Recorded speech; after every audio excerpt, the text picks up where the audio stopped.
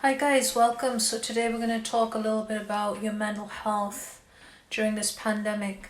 It's really important that you take care of your health during this pandemic, which is causing a lot of stir and emotions for many people. Okay, so adults and children are feeling a lot of different emotions, a lot of anxiety, a lot of fear, a lot of uncertainty during this pandemic.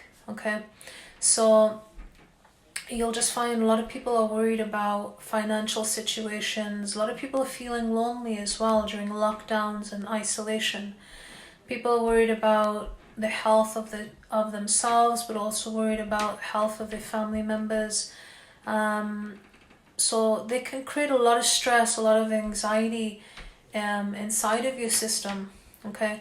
Now, when you're in a chronic state of fight and flight and a chronic state of stress, you're going to find that your behavior tends to change with it. So you may notice if you've got existing mental health conditions or health problems, those symptoms may worsen.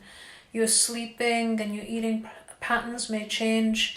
You may find you have less energy and motivation as well.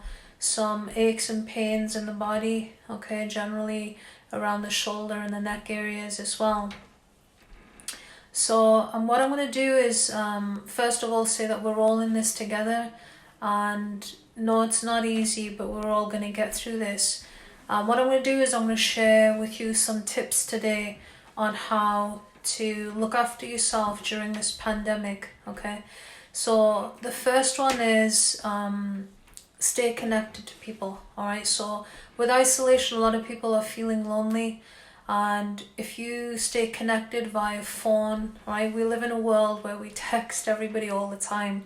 So you want to pick up the phone instead and talk to your family, your friends, your loved ones via phone or FaceTime them or Zoom. Okay, whenever I chat to my parents, it's always done via Zoom so we can see each other, we chat, we tend to cook, or just we just hang out via Zoom, and it makes a difference. Okay, so connect to people. And that will make a difference as well. Another great tip is to exercise. Okay, exercise is the most underutilized antidepressant. So whenever you exercise, you're raising your heart rate, you're getting yourself nice and sweaty with either dancing, running, jogging, swimming, whatever interests you and your family. It's something you can do together. Hiking and things, and bring up your heart rate and sweat. And what you're doing when you exercise is you're increasing your endorphins. So they're the feel-good hormones in your body. They boost your mood, but at the same time they act as natural painkillers in the body. So you'll find that when you exercise, your pain levels go down and your mood is elevated as well. Okay.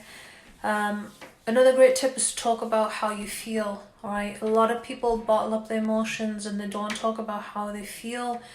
When you don't talk about how you feel, it makes you feel worse because you're holding it in. Okay, a lot of us are not taught to express our feelings when we're young, so a lot of us feel uncomfortable expressing our feelings. But you need to talk to a family member or a loved one that you trust about how you're feeling. Okay, now if you're really someone that just finds you can't talk to anybody, then what I would like you to do is journalize. Okay, take some paper, go in your room, sit by yourself, journalize, write about how you're feeling. When you're doing that, you're transferring energy onto paper, and it just takes the edge off anxiety as well. Okay, eat well. All right, so eat foods that are more relaxing to you, complex carbohydrates, lean proteins, fruits and vegetables, they help as well.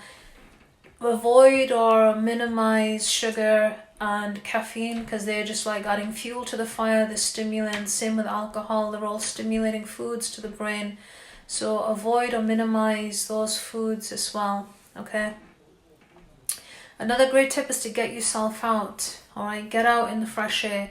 Whether it's rain or shine, get out, and you'll just find that you'll bump into people. You can keep a social distance, but bump into people and just have a chat with them. So when I take the dog out for a walk, I'm usually planning to take the dog out for like half an hour or something, but I end up coming back an hour and a half later because I've bumped into somebody or a few people, then I end up chatting to them just so I feel more connected to them as well. So guys, these are a few tips to help you during this pandemic. Take care of yourself. That's very important, because when your mental health declines, it affects you, but it also affects all of your family members as well. All right, so take care of yourself. We're all in this together and we're going to get through this. All right, take care.